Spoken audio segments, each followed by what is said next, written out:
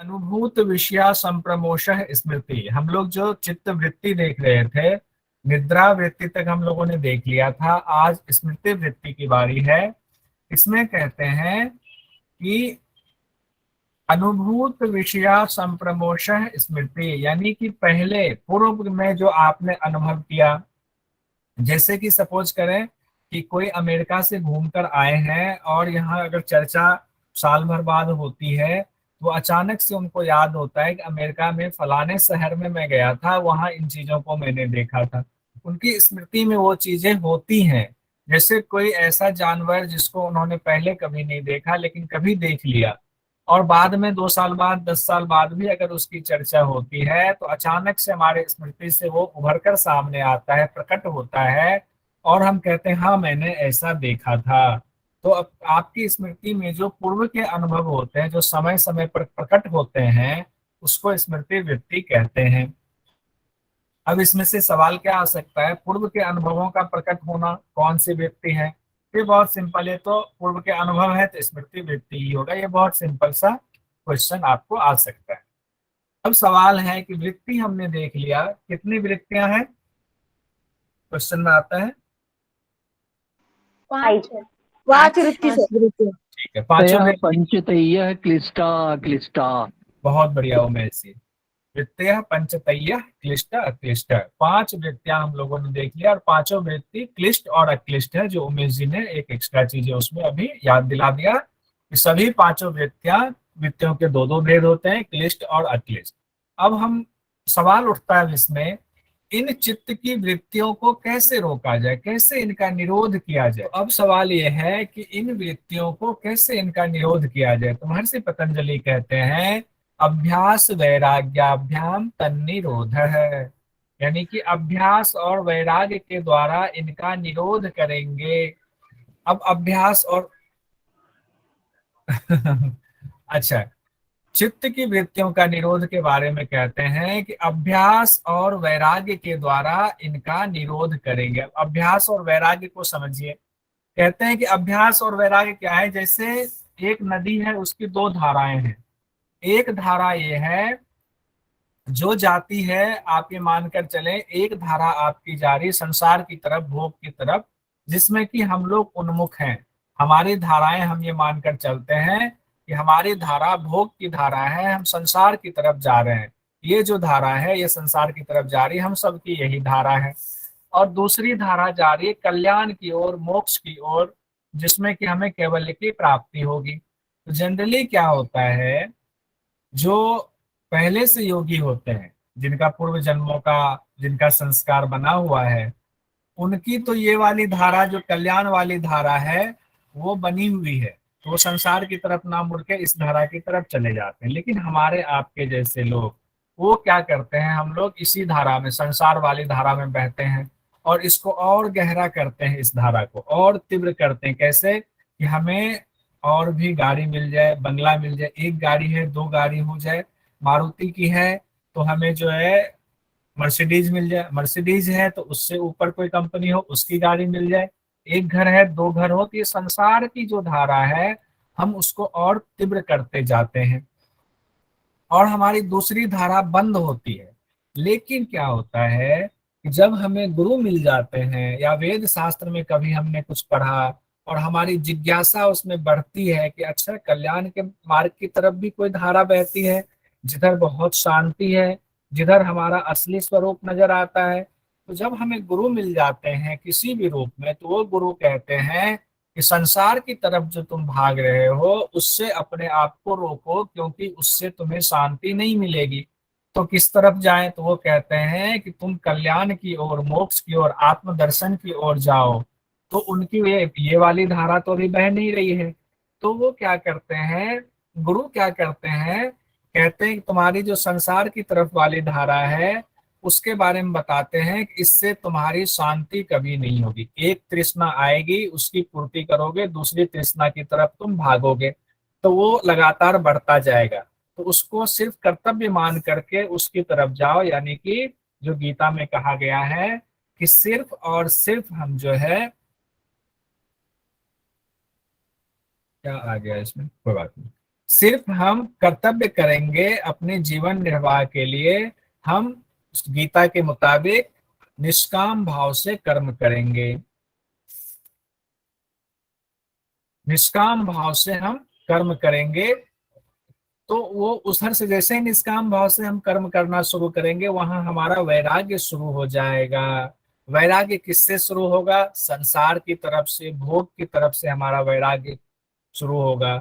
और उधर से जैसे ही वैराग्य होगा तो हमारा इधर कल्याण की मार्ग की तरफ हमारी धारा बहने लग जाएगी। जैसे ही कल्याण की मार्ग की तरफ धारा बहेगी तो हम इधर का अभ्यास और ज्यादा करेंगे, और ज्यादा गुरु के निर्देशन में हम इसका अभ्यास करते जाएंगे। तो अब अभ्यास और वैराग्य को अब यहां तक समझे, अब आगे समझिए कि वैराग्य क्या करना है। संसार की वस्तुओं के प्रति हमें धीरे धीरे तृष्णा से रहित होना है, उधर से हमारा वैराग्य होना है। और जो मोक्ष की धारा है उसको अभ्यास के बेलचे से, यानी अभ्यास के आप कुल्हाड़ी से, या अभ्यास के आप जो है कुदाल से उस धारा को लगातार गहरी करते जाएं, गहरी करते जाएं। तो क्या होगा, एक समय ऐसा आएगा संसार की तरफ वाली धारा आपकी बंद हो जाएगी, कल्याण के मार्ग की वाली, कैवल्य वाली, आत्मदर्शन वाली धारा आपकी चौड़ी होती जाएगी, गहरी होती जाएगी, तो आप उस तरफ जाएंगे। तो इसी तरह से एक तरफ वैराग्य को हमें बढ़ाना है, दूसरी तरफ अभ्यास को बढ़ाना है, कल्याण। तो ये हम अभ्यास और वैराग्य करते जाएंगे। इसमें मुझे लगता है कि अच्छे से समझ गए होंगे। हमने इसमें लिख भी दिया हुआ है, जब नोट्स मिलेगा तो इसको और समझने के लिए। सांसारिक मनुष्यों के जीवन की धारा भोग भोग की तरफ बैठती है, कल्याण वाला रास्ता बंद रहता है, लेकिन गुरु के निर्देशन में भोग वाली धारा से वैराग्य उत्पन्न किया जाता है, और मोक्ष की धारा को अभ्यास के बेलचे से खोदा जाता है, और फिर उसे गहरा करने का अभ्यास किया जाता है। अब यहाँ इसको दूसरे रूप में समझे कैसे किया जाता है। तो यहाँ तात्पर्य ये है, हम बात कर रहे हैं कि वृत्ति के निरोध की, वृत्ति का निरोध करना है हमें, चित्त की वृत्ति का। तो चित्त में जो खराब वृत्ति है, उस खराब वृत्ति की तरफ से हम वैराग्य लेंगे, और अच्छी वृत्तियों की तरफ जो है हम अभ्यास करते जाएंगे, और बाद में तो अच्छी वाली वृत्तियों को भी छोड़ देना है, तभी हमें कैवल्य की प्राप्ति होगी। अब कहा गया कि अभ्यास क्या है, कि अभ्यास कैसे करें। ये तो समझ गया कि हाँ ठीक है, हमें कल्याण की तरफ जाने के लिए का अभ्यास करना है, और जो हम संसार की तरफ हमारी भोग भोग की वस्तुएं हैं उससे हमें वैराग्य उत्पन्न होना चाहिए।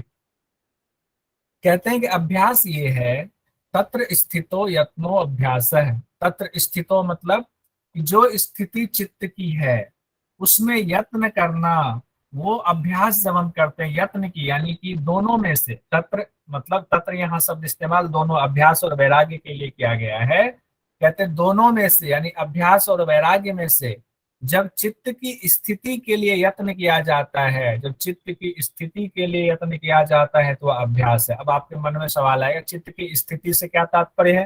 तो चित्त की स्थिति से तात्पर्य है कि चित्त को वृत्ति रहित करने की जो कोशिश है। जब चित्त जो है वृत्ति से रहित होता है, यानी कि हमारा मन जो है अब 10 तरफ नहीं भाग रहा है, कि एक ही बार में हम कई बार सोचते हैं कि हमें नेट जीआरएफ भी निकल जाए, कई बार हमें अच्छी नौकरी भी मिल जाए, कई बार हमारा घर बंगला भी हो जाए, कई बार हमारी अच्छी शादी भी हो जाए अच्छे घर में। तो एक साथ कई चीजें हमारे मन में चलती रहती है। कहते नहीं, वो सब शांत होकर के चित्त आपका बिल्कुल शांत होगा, और शांत होकर के आत्म दर्शन की तरफ बहने के का अभ्यास आपका चलेगा। तो चित्त की स्थिति मतलब वृत्ति रहित चित्त जो है उसको स्थिति कहते हैं, यहाँ उसी को स्थितो कहा गया है। उस स्थिति के लिए, यानी चित्त की वृत्ति रहित स्थिति के लिए जो यत्न किया जाता है वो अभ्यास कहलाता है। अब सवाल आता है यहाँ पर कि वृत्तियां तो इतनी प्रबल होती हैं, एक वृत्ति हमारी आती है, अब वो वृत्ति अभी खत्म हुई नहीं कि दूसरी वृत्ति प्रबल हो जाती है। हमने सोचा कि हमें नेट जेआरएफ निकालना, जेआरएफ निकला नहीं, कब हम पीएचडी में एडमिशन के लिए सोचने लगते हैं। पीएचडी में एडमिशन के लिए सोचते नहीं कि हम सोचते हैं कहीं हमारी नौकरी लग जाए, नौकरी लगी नहीं सोचते हैं कहीं दूसरी नौकरी लगे कि हम और ज्यादा पैसे कमाए। यानी वृत्तियां हमारी इतनी प्रबल होती हैं, इतनी ज्यादा प्रबल होती हैं, हम कैसे उसको अभ्यास से उन वृत्तियों को रोकें। आपने कह तो दिया कि आपकी वृत्तियां जो है वो रुके, उसके लिए अभ्यास करो, यत्न करो। लेकिन वो कैसे करे, ये तो बहुत मुश्किल काम है। तो महर्षि पतंजलि कहते हैं हाँ मुश्किल तो है, लेकिन उसके लिए आपको क्या करना है, 14वें नंबर का सूत्र पढ़िए। तो वो क्या है, सतु दीर्घ काल निरंतर सत्कारा सेवितो दृढ़ भूमि। यानी कि आप दीर्घ काल तक उस अभ्यास को कीजिए, यत्न कीजिए। दीर्घ काल तक कैसे करेंगे, यानी आपको समय हो सकता है 5 साल लग जाए, 10 साल लग जाए, हर आदमी की स्थिति अलग अलग हो सकती है, वो बाद में बताया गया है मृदु मध्य अधिमात्र में। तो हो सकता है दीर्घकाल, किसी का दीर्घकाल 5 साल का हो, किसी का दीर्घकाल 10 साल का हो, किसी का हो सकता है पूरा जीवन दीर्घकाल में निकल जाए। तो दीर्घकाल तक आप करें, जब तक कि दृढ़ भूमि ना हो जाए। दीर्घकाल से यहाँ तात्पर्य ये है कि जब तक आप दृढ़ भूमि में ना हो जाए। और निरंतर, निरंतर निरंतर मतलब लगातार, ये नहीं कि आपने सोचा कि 10 साल में आपका हो रहा है तो आपने 1 साल करा, 2 साल छोड़ दिया, फिर तीसरे साल हम कोशिश कर रहे हैं, नहीं। लंबे समय के लिए लगातार अभ्यास आपको करना है। और अभ्यास भी किस तरह करना है, सत्कार पूर्वक, यानी आदर पूर्वक, जिसमें श्रद्धा हो। पूरे आप अपना वीर्य लगा दें, वीर्य मतलब आप अपनी पूरी जो है शक्ति लगा दें, आप सारे पुरुषार्थ लगा दें, तब जो है वो सत्कार की श्रेणी में आएगा। और फिर आसेवित, और उसका सेवन करते रहे, ये सारी चीजें इसमें समाहित हो जाएंगी। दीर्घकाल तक लगातार आदर पूर्वक जब हम इस अभ्यास का सेवन करते हैं, यानी अभ्यास करते रहते हैं, तब जाकर के चित्त की वृत्तियों का निरोध दृढ़ अवस्था वाला होता है। नहीं तो आप 2 दिन के लिए, 4 दिन के लिए आपका कोई चीज निरोध होगा, आपने चित्त को, कुछ वृत्तियों को निरोध किया, चौथी पांचवी वृत्ति आपकी उभरने लगेगी, ये वाली वृत्ति कुछ दिन तक शांत रहेंगी, फिर ये वृत्ति उभरने लगेंगी। लेकिन जब बहुत काल तक लगातार आदर पूर्वक आप ये करेंगे अभ्यास, तो सारी वृत्तियां दृढ़ अवस्था वाली हो जाएंगी। इसीलिए सतु दीर्घ काल निरंतर सत्कारा सेवितो दृढ़ भूमि। अब यहाँ पर आपका सवाल पूछा जाता है, दृढ़ अवस्था वाला चित्त कैसे होता है। अब इसमें 4 ऑप्शन आपको दे दिए जाएंगे, दीर्घकाल, निरंतर, योगाभ्यास, प्राणायाम, आपको कूट दे दिया जाएगा। अब आप कंफ्यूज होते रहिए, तो क्या आंसर होगा, दृढ़ वन और अवस्था। सेकेंड। दीर्घकाल हाँ, नैरंतर्य। और ये तभी होगा जब हमें वो सूत्र याद रहेगा। इसीलिए मैं शुरुआत में सूत्र की चैंटिंग, और मैं कहता हूं जब मैं चैंटिंग कर रहा हूं तो आप भी पीछे पीछे चैंट करो, अपना ऑडियो बंद करके पीछे पीछे चैंट करना है, एक भी सवाल नहीं छूटेगा, मैं गारंटी देता हूं। लेकिन अगर ऐसा नहीं करेंगे तो दिक्कत हो जाएगी। तो दीर्घकाल, निरंतर, ये 2 चीजें इसमें उत्तर में आ गया, पहला और दूसरा कूट वाला। अब हमारा है, हमने अभ्यास देख लिया, अभ्यास कैसे दृढ़ भूमि वाला होगा वो भी हमने देख लिया। अब है अभ्यास के बाद दूसरा आया था वैराग्य। अभ्यास और वैराग्य के द्वारा हम चित्त की वृत्तियों का निरोध करेंगे, ऐसा महर्षि पतंजलि कहते हैं। अब वैराग्य में, एक बार वैराग्य के हम सूत्र में जाने से पहले वैराग्य को देखते हैं। इसकी 2 अवस्थाएं होती, अपर वैराग्य और पर वैराग्य। इसमें कंफ्यूजन कहाँ होती है उसको देख लीजिए। अपर शब्द बड़ा है, पर, दूसरा पर शब्द छोटा है। तो हम ये सोच लेते हैं पर वैराग्य छोटा है, अपर वैराग्य बड़ा है।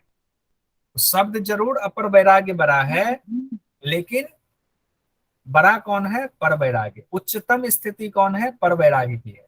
तो यहाँ पर इस तरह से ध्यान रखिएगा, जो शब्द बड़ा है उसकी अवस्था छोटी है, जो शब्द छोटा है वैराग्य में उसकी अवस्था उच्च है। यानी कि अपर वैराग्य वैराग्य की शुरुआती अवस्था है, और पर वैराग्य वैराग्य की अपर अवस्था है, मतलब उच्च अवस्था है। अपर शब्द कहेंगे फिर कंफ्यूज, पर वैराग्य वैराग्य की उच्चतम अवस्था है। जो छोटा है वो उच्च है, जो बड़ा है वो निम्न अवस्था। इसको ऐसे याद रखेंगे। दूसरा, अपर वैराग्य को कहा गया है ये संप्रज्ञात समाधि को प्राप्त करने का साधन है। यानी अपर वैराग्य का जब आप अभ्यास करते हैं तो आप संप्रज्ञात समाधि प्राप्त करते हैं, और जब आप पर वैराग्य का अभ्यास करते हैं तो असंप्रज्ञात समाधि आपको प्राप्त होती है। यानी असंप्रज्ञात समाधि का साधन पर वैराग्य। इसको ऐसे समझे कि जैसे हमें गोवा जाना है, तो हम यहाँ से एक बस लेकर के मुंबई तक गए, तो वो अपर वैराग्य हुआ। वहां से हमने दूसरी बस ली, अब वो हमें गोवा पहुंचा रही, वो पर वैराग्य वाली बस हो गई। तो एक मंजिल तक जाने के लिए हमें 2 बस पकड़नी पड़ी, तो अपर वैराग्य और पर वैराग्य। अब इसको सूत्र के हिसाब से समझने की कोशिश करते हैं। तो और समझ में आया, क्योंकि अपर वैराग्य सब डायरेक्ट नहीं आया हुआ है, किस रूप में आया है वो भी देख लीजिए ताकि सारा कंफ्यूजन दूर हो जाए। 15वें नंबर का सूत्र आपका है दृष्टानुश्रविक विषय वितृष्णस्य वशीकार संज्ञा वैराग्यम। अब यहाँ दो शब्द आया है, दृष्टा और आनुश्रविक, यानी दृष्ट आनुश्रविक। दृश्य का मतलब हुआ कि देखे गए और आनुश्रविक मतलब सुने गए। अब दो विषय आपके आ गए, ऐसा विषय जो देख रहे हैं और ऐसा विषय जो सुन रहे हैं। तो दोनों विषय से जब वितृष्ण से मतलब कि तृष्णा खत्म हो जाए, तृष्णा रहित, तो तृष्णा का मतलब क्या होता है, किसी चीज को पाने की जो तीव्र इच्छा हमारे अंदर होती है वो तृष्णा होती है। जैसे कोई चीज हमें पाना है, हमें रसगुल्ला खाना है, उसको पाने के लिए हम जितनी कोशिश करें, हमें एक गाड़ी खरीदनी है उसके लिए हम खूब मेहनत करते हैं, खूब पैसा कमाते हैं। हमें एक घर खरीदना, उसकी तृष्णा होती, सामने वाले से अच्छा घर हो हमारा, उसके लिए हम खूब मेहनत करते हैं, खूब पैसा कमाते हैं। तो वो तृष्णा जब हमारी खत्म हो जाती है, वितृष्ण से हो जाता है, तृष्णा रहित जब हो जाता है, तो वशीकार संज्ञा वैराग्यम। तब वशीकार संज्ञा मतलब नाम, संज्ञा कहते हैं ना, किसी का नाम संज्ञा होता है। तो वशीकार नाम का जो वैराग्य है वही अपर वैराग्य है। तो जब देखे और सुने गए विषय से हमारी तृष्णा खत्म हो जाती है तो वो वशीकार नाम का वैराग्य होता है। इसी वशीकार नाम के वैराग्य को अपर वैराग्य कहते हैं, इसको ध्यान रखिएगा। कई बार अपर वैराग्य की जगह वशीकार वैराग्य भी अगर आपको दे दे तो वशीकार वैराग्य को समझिएगा ये अपर वैराग्य ही है। ठीक है। अब देखिए देखे गए कौन से हैं और सुने गए कौन से विषय हैं। देखे गए विषय हैं संसार की सुख सुविधाएं जितनी आप देख रहे हैं, जितनी चीजें हम देख रहे हैं वो सारी देखी गई चीजें हैं, वो हमारे इंद्रियों में हैं। जैसे हमने देखा कि रसगुल्ला है, हमने देखा कि एक अच्छी गाड़ी है, ऑडी की गाड़ी है या फिर मर्सिडीज की गाड़ी है। तरह तरह की गाड़ियां हम देखते हैं, तरह तरह के सुख भोग हम देखते हैं। तो जितनी चीजें हम देखते हैं सब देखे गए सुख सुविधाएं हैं। जब उनसे आपकी तृष्णा खत्म हो जाए, आपको लगे कि नहीं ये सारी चीजें जो देख रहे हैं ये तो हमें और दुख में डालने वाली हैं, ये और हमें संसार भोग में डालने वाली है, इससे हमें शांति नहीं मिल रही, एक की पूर्ति होती नहीं, दूसरे की तरफ हम और भागते हैं। अब उससे आपकी तृष्णा जो है खत्म होने लगी। आप तृष्णा रहित होने, हमें नहीं चाहिए गाड़ी, छोड़ो हम तो इतने में ही साइकिल चला के ही खुश हो लेंगे, हमें गाड़ी नहीं चाहिए। सुने गए विषय का तात्पर्य है कि जो वेद शास्त्र में लिखा गया है या ऋषि मुनियों ने कहा है या महर्षि पतंजलि ने कहा है कि आप ये अभ्यास करेंगे, आप बल पे संयम करेंगे, आपको हाथी जैसा बल मिल जाएगा। आप सिंह पर संयम करेंगे, सिंह जैसा बल मिल जाएगा। आप काय पे संयम करेंगे तो आपको उसका काय व्यूह का ज्ञान हो जाएगा। आप सूर्य पे संयम करेंगे तो आपको ये, अब जितनी चीजें हैं वो सब सुनी गई चीजें, आपने अभी उसका साक्षात्कार नहीं किया है, लेकिन सुना है कि देवलोक ऐसा होता है, स्वर्ग लोक में अप्सराएं नाचती हैं और वहां सब कुछ खुला रहता है, सारी सुख सुविधाएं होती है, वहां कल्प वृक्ष होता है। कहते हैं ये सब चीज आपने सुन लिया, आपको लगा कि हमने देखा तो है नहीं, क्या करना है इसका। हमने इसमें पढ़ा हुआ, महर्षि पतंजलि ये भी कहते हैं साथ साथ कि जितनी सुख सुविधाएं हैं, जितना सिद्धियां मिलती हैं, उनके प्रति आप ना अपने भाव को उनकी तरफ ना ले जा करके उससे अपने मुख को मोड़ो। तो हमारा होता है नहीं, छोड़ो, हमें उनके प्रति नहीं रखनी है तृष्णा का भाव, हमें नहीं चाहिए देवलोक, हमें नहीं चाहिए स्वर्गलोक, हमें तो मोक्ष चाहिए। जब उसके प्रति भी यानी कि देखे गए और सुने गए दोनों विषय के प्रति आपका तृष्णा बढ़ जाता है, आपकी तृष्णा रहित हो जाती है आपका चित्त, तब जो वैराग्य होता है उसको वशीकार संज्ञा, वशीकार नाम का वैराग्य कहते हैं। कौन सा वैराग्य है? वशीकार वैराग्य, उसी को अपर वैराग्य कहते हैं। तो अपर वैराग्य में दो ही चीज आई, यानी कि अब यहाँ हम लोग इसको हम लोग लिखते हैं अपर वैराग्य में, देखे और सुने गए विषयों से तृष्णा रहित होना, रहित होना, ये हमारा अपर वैराग्य है। अपर वैराग्य का ही दूसरा नाम क्या है बताइए? वशीकार। हाँ, सब लोग बोलिए, बोलने से क्या होगा, आपको याद रह जाए। वशीकार वैराग्य। वशीकार वैराग्य। हमने लिख दिया वशीकार वैराग्य, अपर वैराग्य को ही वशीकार वैराग्य कह दिया गया। वशीकार वैराग संज्ञा वैराग्यम। हाँ, अब वशीकार देखिए संज्ञा, संज्ञा बोले तो सर, क्या वशीकार संज्ञा वैराग्यम, संज्ञा बोले तो छोड़ देना। संज्ञा मतलब नाम, संज्ञा, आपका संज्ञा क्या है? पुष्पा। आपका अच्छा, संज्ञा क्या है? संज्ञा आपका जो नाम। शरीर है उसका संज्ञा है पुष्पा। मीना ओके। जी के शरीर का संज्ञा है मीना। पुंडीक जी का जो एक शरीर है उसका संज्ञा मतलब उसका नाम है पुंडीक जी। तो वो संज्ञा मतलब नाम होता है। ठीक है। अब यहाँ पर ध्यान देने वाली बात एक ये है कि कृष्णा रहित होने का ये अर्थ ना लगाएं जैसे हम बीमार हो जाते हैं, हमारा कुछ भी खाने का मन नहीं करता है, तो उसमें खाने से हमारी क्या होती है, इच्छा खत्म हो जाती है, उसको तृष्णा रहित होना नहीं कहेंगे, क्योंकि वो कुछ समय के लिए है। कई बार क्या होता है, मजबूरी में हम दिखाने के लिए वैराग्य करते हैं। जैसे कि मान लीजिए कोई सुंदर स्त्री जा रही है या सुंदर पुरुष जा रहा है, तो हम लोक लाज के डर से उनके प्रति अपनी इच्छा नहीं दिखाते हैं, और मन में जो है एक तृष्णा बनी रहती है, काश इनसे एक बार मिल पाते। तो मिलने की या पाने की जो इच्छा, सूक्ष्म इच्छा अंदर होती, जिनके अंदर होती है उनकी बात कर रहा, जिनकी नहीं होती है उनका तो तृष्णा रहित हो गया। और जिनके अंदर होती है लेकिन वो दिखावा दिखावा नहीं करते हैं, तो उसको वैराग्य की श्रेणी में नहीं रखा जाएगा। तृष्णा मतलब अंदर से बाहर से हर तरफ से आपका वैराग्य हो जाना, तब जाकर के वो अपर वैराग्य की श्रेणी में आएगा। अब यहाँ पर सवाल आता है, देखे और सुने गए विषयों में तृष्णा का ना होना क्या कहलाता है?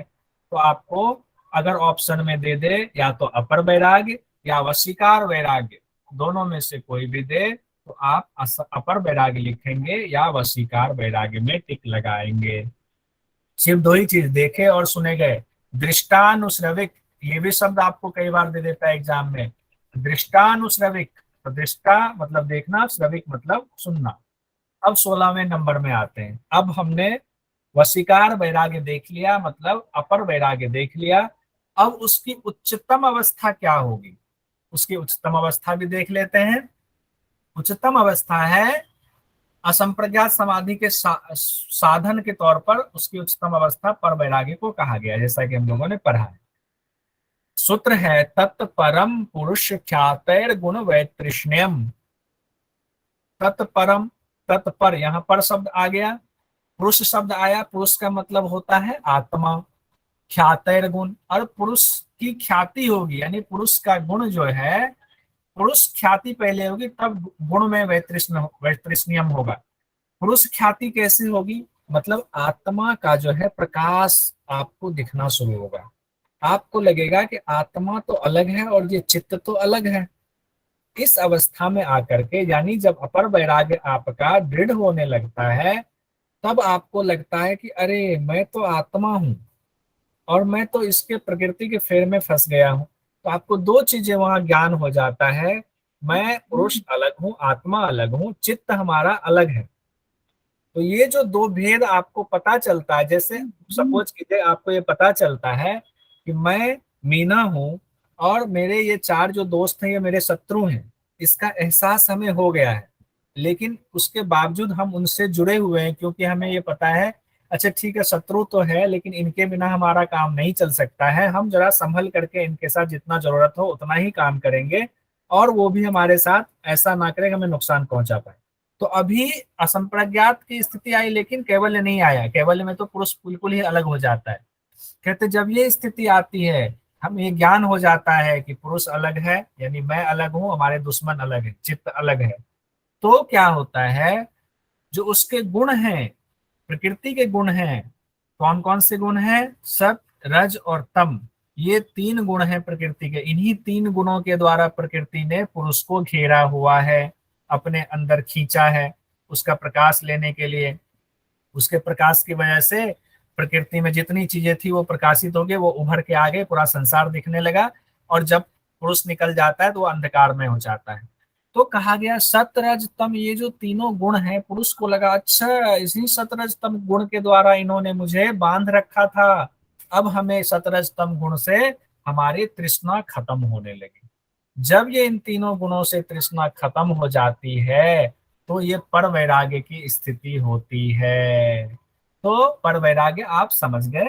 अपर वैराग्य भी समझ गए और पर वैराग्य भी समझ गए। पर वैराग्य असंप्रज्ञात समाधि का साधन है। इस स्थिति में हम असंप्रज्ञात समाधि में पहुंचते हैं। अब सवाल में आपका आ सकता है, इसको और क्लियर करेंगे आगे, संप्रज्ञात असंप्रज्ञात और कैवल्य में क्या भेद है वो भी मैं बताऊंगा।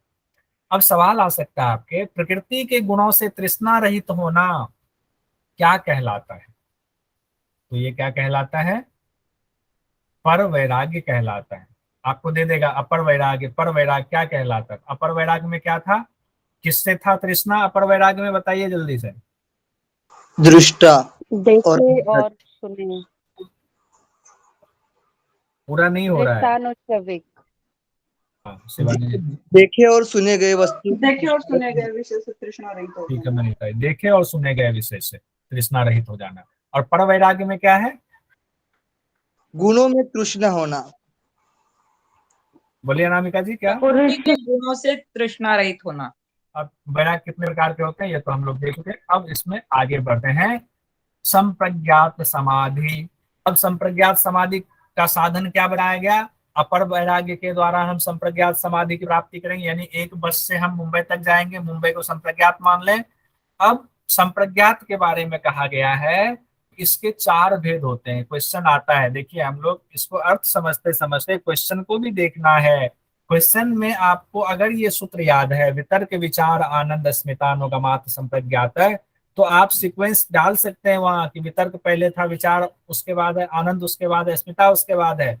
आपको 4 ऑप्शंस उल्टा सीधा दे दिया जाता है, कहते हैं इसको क्रम से सजाएं सूत्र के मुताबिक। ये क्वेश्चन कई बार आ चुका है नेट जीआरएफ में, ध्यान रखिएगा, इसीलिए इसको याद करना है। तो वितर्क पहले है, विचार उसके बाद, आनंद और अस्मिता। कई बार पूछ दिया जाता है संप्रज्ञात समाधि के कितने भेद हैं, या 4 में से 2 दे दिया जाएगा, दूसरा कुछ दिया जाएगा, इसमें से संप्रज्ञात समाधि के भेद कौन कौन से हैं उसमें कूट में दे दिया जाएगा। जब आपको चारों पता हो कि वितर्क, विचार, आनंद और अस्मिता ये संप्रज्ञात समाधि के 4 भेद हैं, तो आप कभी कंफ्यूज नहीं होंगे। अब वितर्क के 2 भेद हैं, सवितर्क निर्वितर्क, और विचार के 2 भेद हैं, सविचार निर्विचार। इसको बाद में पढ़ेंगे जब इसका सूत्र आएगा। बस यहाँ पर इसलिए लिखा कि कई बार हम कंफ्यूज होते हैं कि यार सविचार निर्विचार, सवितर्क निर्वितर्क, ये 4 भेद हैं संप्रज्ञात के या कौन है? तो नहीं, संप्रज्ञात के 4 भेद तो वितर्क, विचार, आनंद, अस्मिता है, लेकिन वितर्क के 2 भेद हो गए, तो उपभेद इसको कह लें, वितर्क के सवितर्क निर्वितर्क और विचार के सविचार निर्विचार, तो ये उसके बाद है। अब हम देखते हैं कि वितर्क क्या है, विचार क्या है, आनंद क्या है, अस्मिता क्या है, और इसकी समाधि कैसे की जाती है, और इसको सबीज समाधि क्यों कहा गया है, और असंप्रज्ञात को निर्विद समाधि क्यों कहा गया है। इसको लेकर के बड़ा कंफ्यूजन होती है, वो सबीज क्या हम बताएंगे अभी आपको। अब वितर्क है पहला। वितर्क पहले में क्या होता है, देखिए इसके लिए आपको ये जानना होगा कि सांख्य शास्त्र के मुताबिक 24 तत्व हैं और 25वां तत्व ईश्वर को माना गया है। जो 24 तत्व हैं उसकी उत्पत्ति कैसे हुई है, सतरज तम जो प्रकृति के गुण हैं उसके द्वारा उसमें जो है आत्मा का प्रकाश गया। तो आत्मा का प्रकाश जाते थे कि प्रकृति में सब कुछ पहले से मौजूद है, सारे तत्व मौजूद हैं, किसी का जन्म अलग से नहीं हो रहा है। कहने के लिए हम कहते हैं जन्म हुआ है, नहीं हो रहा है, सब पहले से मौजूद है, बस वो अंधकार में है। उसको क्या चाहिए प्रकृति को? उसको बस आत्मा का, पुरुष का प्रकाश चाहिए। जैसे पुरुष का प्रकाश पड़ता है, एक एक करके उसकी चीजें उभरती जाती हैं। ऐसा हम लोगों ने शिव संहिता में भी पढ़ा हुआ है कि सब कुछ होता है, बस आत्मा का प्रकाश चाहिए और पूरा संसार उठ खड़ा होता है। तो जैसे ही आत्मा का प्रकाश पड़ता है सत्य गुणों में पढ़ करके, वैसे ही पहला तत्व जो दिखता है वो कौन सा दिखता है? महद तत्व। उसको हम लोग कहते हैं बुद्धि का तत्व। बुद्धि के तत्व से आता है अहंकार का तत्व। तो अहंकार का तत्व, पहले बुद्धि आया, उसके बाद अहंकार आ गया, अहंकार दिख गया। और सात्विक अहंकार से उत्पन्न होता है, इसको विकार भी कहते हैं। उससे उत्पन्न 16 चीजें होती, उसको उत्पन्न शब्द का इस्तेमाल जरूर करते हैं, लेकिन वो पहले से उसमें है, मौजूद है। तो 16 चीजें क्या क्या मौजूद है जो दिखनी शुरू हो जाती है? तो 11 हमारा इंद्रिय है, 5 ज्ञान इंद्रिया, 5 कर्मेंद्रिया, 1 उभय इंद्रिय मन। तो 11 इंद्रिय हो गया। और उसके बाद हमारा 5 तन्मात्रा, ये सब के सब सात्विक अहंकार से उत्पन्न हुए हैं। अब सात्विक अहंकार से ये उत्पन्न हुआ जो 5 तन्मात्रा है, रूप रस गंध शब्द और स्पर्श, उससे उत्पन्न होता है पंच महाभूत, जो हमारा ये पंच महाभूत का शरीर है। क्षिति जल पावक गगन समीरा, ये जो 5 तत्व है जो हमें दिखता है, सिर्फ पंचभूत ही दिखता है, बाकी चीजें हमें दिखाई नहीं देती हैं, सब सूक्ष्म की श्रेणी में आती हैं। अब सवाल उठता है, वितर्क पर आते हैं। हमने स्थूल देख लिया कि 5 स्थूल तत्व हमारे हो गए। कहते हैं वितर्क की जो स्थिति होती है समाधि की, संप्रज्ञात वितर्कानुगत समाधि, उसमें स्थूल भी होता है, तन्मात्रा भी होता है, इंद्रिय भी होता है और जीवात्मा, इनकी जिज्ञासा हमारे मन में होती है। तो हम शुरुआत कहाँ से करेंगे? स्थूल से करेंगे। तो वितर्क में क्या होता है कि सिर्फ हम स्थूल को जान पाते हैं, स्थूल पर हम ध्यान लगाते हैं और स्थूल को ही जान पाते हैं। जब स्थूल को हम जान लेते हैं तो वो वितर्कानुगत समाधि में आता है। अब स्थूल को जान लिया तो अब हमें तन्मात्रा और इंद्रिय और जीवात्मा को जानना शेष रह जाता है। तो वितर्क में क्या होता है, हम स्थूल का साक्षात्कार कर लेते हैं, लेकिन शेष जो 3 चीजें और हैं, तन्मात्रा, इंद्रिय और जीवात्मा, इनका सामान्य ज्ञान ही हमें रहता है, इनका साक्षात्कार होना हमारे लिए बाकी होता है। तो वितर्कानुगत समाधि में सिर्फ स्थूल विषयों का साक्षात्कार होता है। वो स्थूल विषय चंद्रमा भी हो सकते हैं, सूर्य भी हो सकते हैं, आपका अपना शरीर भी हो सकता है, वो हाथी भी हो सकता है, कुछ भी स्थूल, गाय भी हो सकती है, कुछ भी स्थूल हो सकता है। तो वितर्कानुगत में आपको सिर्फ स्थूल विषय का साक्षात्कार होता है, लेकिन जिज्ञासा आपकी चारों विषयों पर होती है। अब आगे आते हैं, वितर्क के बाद हमारा है विचार। विचार में होता है, स्थूल का तो हमने जान लिया, अब स्थूल उसमें से हटा दीजिए, तन्मात्रा, इंद्रिय और जीवात्मा, 3 चीजों का उसमें हमें जिज्ञासा रहती, क्योंकि एक को तो हमने जान लिया, उसकी जिज्ञासा खत्म हो गई। जिसको हम जान लेते हैं उसकी जिज्ञासा खत्म हो जाती है, जिसको नहीं जानते हैं उसकी जिज्ञासा रहती है। तो विचार में क्या हुआ, तन्मात्रा की जिज्ञासा रहती है, इंद्रिय की जिज्ञासा रहती है, जीवात्मा की जिज्ञासा रहती है, लेकिन इन विषयों में सिर्फ हमें तन्मात्रा का ही साक्षात्कार हो पाता है। जैसे ही तन्मात्रा का साक्षात्कार होता है, सोचिए विचार अनुगत समाधि आपकी हुई, और शेष का सामान्य ज्ञान आपको होगा, इंद्रिय का सामान्य ज्ञान, जीवात्मा का सामान्य ज्ञान तो हमें आपको भी है, सिर्फ सामान्य ज्ञान उसका रहेगा, लेकिन साक्षात्कार विचारानुगत समाधि में सिर्फ तन्मात्रा का होगा। पुष्पा जी और जिनका भी माइक ऑन है वो लोग माइक ऑफ कर लें, म्यूट कर लें। Sorry sir, sorry, thank. हाँ, कोई बात नहीं, हो जाता है। तो विचारानुगत में तन्मात्रा का साक्षात्कार होता है तो विचारानुगत समाधि होती है। अब आनंदानुगत समाधि में आते हैं। आनंदानुगत समाधि में क्या होता है, तन्मात्रा का हो गया, अब 2 चीजें रह गई, इंद्रिय और जीवात्मा। तो इसमें इंद्रिय का साक्षात्कार हो जाता है, जीवात्मा के बारे में सिर्फ सामान्य ज्ञान है, उसका साक्षात्कार नहीं होता। ये आनंदानुगत समाधि हमारी हो गई। अब है अस्मितानुगत समाधि। अस्मितानुगत समाधि में क्या होता है, जीवात्मा की ही जिज्ञासा सिर्फ रहती है और जीवात्मा का साक्षात्कार होने लगता है। यानी अस्मिता आते आते आपको पता चल जाता है कि चित्त अलग है और पुरुष अलग है, यानी मैं जीवात्मा अलग हूं और मैं जिस जीव में, जिस पुरुष में, जिस प्रकृति में उलझा हुआ हूं, जिस चित्त के साथ उलझा हुआ वो अलग है। आपको दोनों का अलग अलग साक्षात्कार यहाँ हो जाता है। यहाँ सिर्फ साक्षात्कार हुआ है, अभी हम अलग नहीं हुए।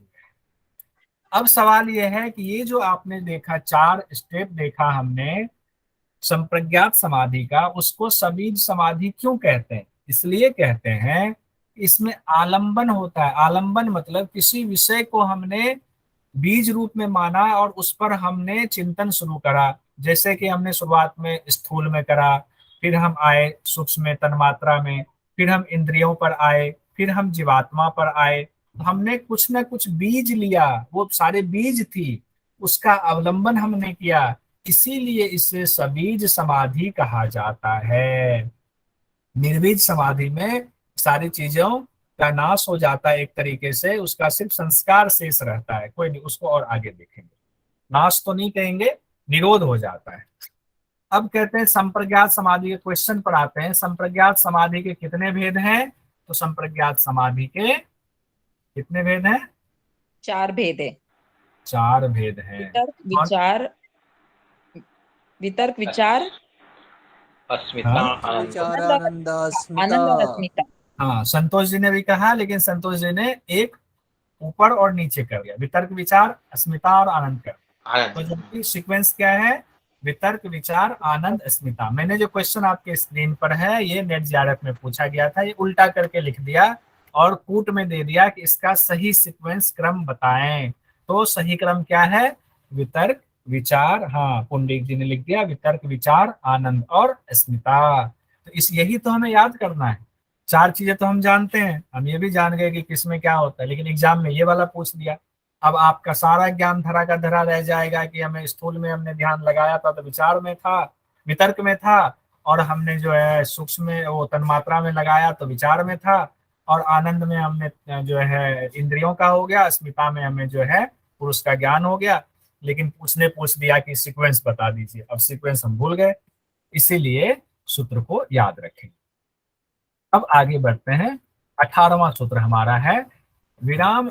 थोड़ा सा 9:05 हो गया, बस 2 ही 3 सूत्र बचा है, इसको कर ही लेते हैं।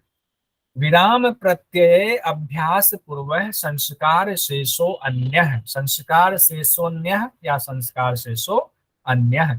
अन्यः यहाँ शब्द जो इस्तेमाल किया गया है वो असंप्रज्ञात समाधि के लिए किया गया है। कहा गया विराम प्रत्यय अभ्यास पूर्व, यानी कि जब आपने अभ्यास करते करते जब आपका विराम लग गया, किस पर विराम लग गया? चित्त की वृत्तियों पर विराम लग गया। आप जो संप्रज्ञात समाधि कर रहे थे, जो जो जिज्ञासा आपकी थी, वो जिज्ञासा आपकी पूरी हो गई। अब जिज्ञासा जब होता है ना, कोई चीज कोई छुपा के रुमाल में लाता, कहते दिखाओ दिखाओ दिखाओ क्या है। जब तक वो नहीं दिखाता हम उसके पीछे पड़े रहते हैं, नहीं दिखाता तो हम नाराज भी हो जाते हैं। जैसे उसने रुमाल खोल के दिखा दिया, हमने देख लिया, तो अब उसको देखने के बार बार थोड़ी कहते नहीं दिखाओ दिखाओ, अरे हमने अब देख लिया, अब कहते हैं हाँ देख लिया, अब हमें नहीं देखना है। तो क्या होता है, उसके प्रति अब उस पे विराम लग जाता है, उस जिज्ञासा पे विराम लग गया। हमने संप्रज्ञात समाधि किया, जितनी जिज्ञासाएं थी, जिज्ञासा हमारी शांत हो गई, उस जिज्ञासा पे विराम लग गया। तो जैसे ही जिज्ञासा पे विराम लगा तो उसको दूसरे रूप में और समझिए, लेकिन उसका संस्कार शेष रहा। जैसे कि मान लीजिए हमें पता है जितनी चित्त की वृत्तियां हैं वो हमारे दुश्मन है, चित्त की सारी वृत्तियां हमारे दुश्मन है, और हम उन दुश्मन से लड़ रहे हैं। लड़ करके हमने क्या किया, सारे दुश्मनों को तीर से, भाला से, कटार से राम ने रावण को काट दिया, मार दिया। तो हमने सारी अपनी चित्त की वृत्तियों को हमने निरोध कर दिया, काट दिया, खत्म कर दिया। खत्म तो कर दिया, अब युद्ध खत्म हो गया। अब क्या हुआ, युद्ध पे विराम लग गया। अब विराम तो लग गया, लेकिन संस्कार मात्र तो रहेगा। अभी यहाँ युद्ध हुआ था, ये मन में संस्कार है, हमने ऐसे मारा, वो संस्कार अभी कुछ दिन रहेगा, क्योंकि अभी ताजा ताजा जो है युद्ध खत्म हुआ है।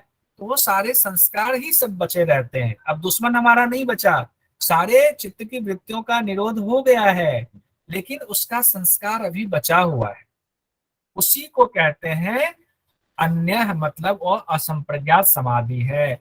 अब क्या है कि सिर्फ संस्कार ही तो बचा है, उसमें हम किसी अवलंबन तो कर नहीं रहे किसी बीज का, इसीलिए उसको निर्बीज कहा जाता है।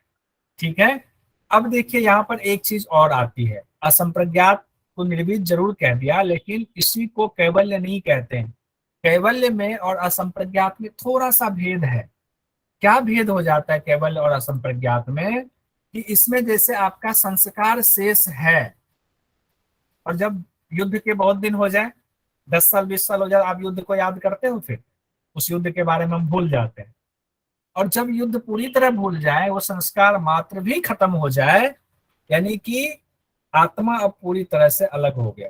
अब उसने मान लिया हमारा प्रकृति से कोई संबंध ही नहीं था, अरे हम कहाँ फंसे थे, अब वो अपने से अपने में ब्रह्म में लीन हो रहा है। अब उसका कोई संस्कार उसके अंदर शेष नहीं है, तो कैवल्य की अवस्था आती है। कैवल्य में और असंप्रज्ञात में इतना ही अंतर है, कैवल्य में संस्कार मात्र भी जो शेष बचे वो भी खत्म हो जाते हैं, उसका भी निरोध हो जाता है, और असंप्रज्ञात में संस्कार मात्र बचे रहते हैं। ये दोनों में थोड़ा सा अंतर है, इतना ही डिफरेंस है। अब आगे हम लोग 19वें नंबर पर आते हैं। इसमें भव प्रत्यय की बात है। और भव प्रत्यय में विदेह और प्रकृति की बात है। इसको पहले सूत्र पर आने से पहले थोड़ा सा देख लेते हैं। योगी के दो प्रकार होते हैं, या योग साधक के दो प्रकार होते हैं, ऐसा भी कह सकते हैं। तो योग साधक के जो दो प्रकार होते हैं, एक तो प्रकार हम लोगों का है जो उपाय वाले हैं। हम लोगों की जो प्रकृति है वो उपाय प्रत्यय वाली है। तो हमारा और जो दूसरे योगी हैं, सबका लक्ष्य एक ही है, कैवल्य की प्राप्ति, मोक्ष की प्राप्ति। अब कहते हैं कि योगी के पातंजल योग सूत्र के मुताबिक दो भेद हो गए, भव प्रत्यय, उपाय प्रत्यय। यहाँ प्रत्यय से तात्पर्य योगी से या योग साधक से लिया गया है। भव प्रत्यय के दो हो गए, विदेह योगी और प्रकृति लय योगी। विदेह और प्रकृति लय में क्या फर्क है, क्या अंतर है, वो भी अभी हम लोग देख लेंगे। 19वां नंबर का जो सूत्र है वो भव प्रत्यय से लिया गया है, यानी विदेह योगी और प्रकृति लय योगी के बारे में चर्चा है। और 20वां जो सूत्र हमारा है वो उपाय प्रत्यय, यानी कि हम लोग जो सामान्य योगी हैं उनके लिए चर्चा की गई, यानी योग साधक के लिए चर्चा की गई। तो ये दो तरह का आप समझ लीजिए, योगी के दो प्रकार, भव प्रत्यय, उपाय प्रत्यय। भव प्रत्यय के दो हो गए, विदेह योगी, प्रकृति लय योगी, और उपाय वाले में सामान्य योगी। अब ये मोटा मोटी जानने के बाद अब इसके सूत्र पर आते हैं। कहते हैं सूत्र में भव प्रत्ययो विदेह प्रकृति लयानाम। कहते हैं कि भव प्रत्यय अपने आप उद्भक्त होता है, मतलब प्रकट होता है, प्रतीति होती है, जन्म से ही वो बहुत सारा कुछ सीख कर आया हुआ है। अब उसमें क्या होता है, उसमें भी दो तरह का है कि जो पहले से सीख कर आया है उसमें एक है विदेह योगी और एक प्रकृति लय योगी। अब विदेह योगी और प्रकृति लय योगी में क्या अंतर होगा, तो अब आप संप्रज्ञात समाधि पे जाएं एक बार। तो संप्रज्ञात समाधि के 4 भेद बताए गए थे, वितर्क, विचार, आनंद और अस्मिता। ये बार बार आएगा, इसीलिए उसको पूरा रट जाइए। वितर्क, विचार, आनंद, अस्मिता, वितर्क, विचार, आनंद, अस्मिता 10 बार बोलेंगे, वो मन में, चित्त में बैठ जाएगा। तो कहा गया विदेह योगी उनको कहेंगे जिन्होंने वितर्क और विचार को सिद्ध कर लिया। वितर्क विचार को आप सिद्ध कर लिए तो उसके बाद कहाँ पहुंचेंगे, आनंदानुगत समाधि में पहुंचेंगे। आनंदानुगत समाधि में पहुंच करके आप वहां रुक गए। जैसे कि मान लीजिए संतोष जी ने समाधि की शुरुआत की और वितर्क समाधि को साध लिया, विचार समाधि को साध लिया, विचारानुगत में भी सिद्ध हो गए, अब आनंदानुगत समाधि के पास पहुंच गए। अब इनकी इच्छा आगे बढ़ने की हुई नहीं, उस आनंदानुगत में ही रम गए कि हमें तो बड़ा आनंद आ रहा है। आनंदानुगत में कौन सा था, इंद्रियों वाला विषय था, उसी में रम गए। और क्या हुआ, उसके बाद इनका जीवन काल पूरा हो गया। अब जीवन काल इन्होंने पूरा कर लिया, उस शरीर को, वो शरीर बूढ़ा हो गया, जर्जर हो गया, उस शरीर को छोड़ दिया।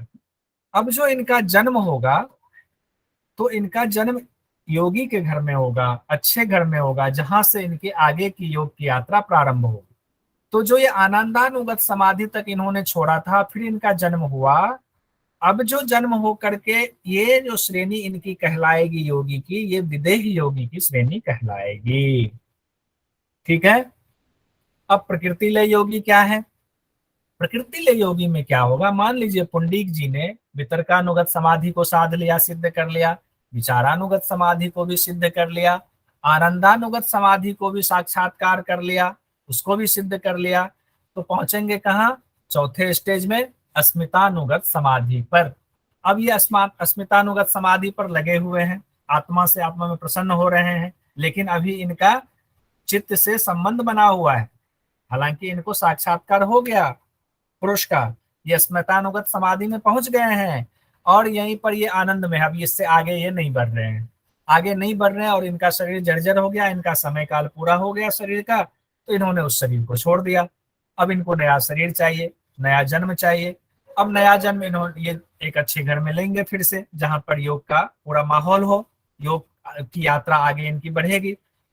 वहां पर जो इनकी स्थिति होगी, इनका नामकरण जो महर्षि पतंजलि ने किया है, जिन्होंने अस्मितानुगत समाधि पर आकर के जिनका जीवन काल खत्म हुआ और नई यात्रा शुरू होगी, उनको प्रकृति लय योगी कहा है। ठीक है, इनको ध्यान रखिएगा। इनको योग की भाषा में विदेह योगी और प्रकृति लय योगी दोनों को ही पथभ्रष्ट योगी भी कहा जाता है।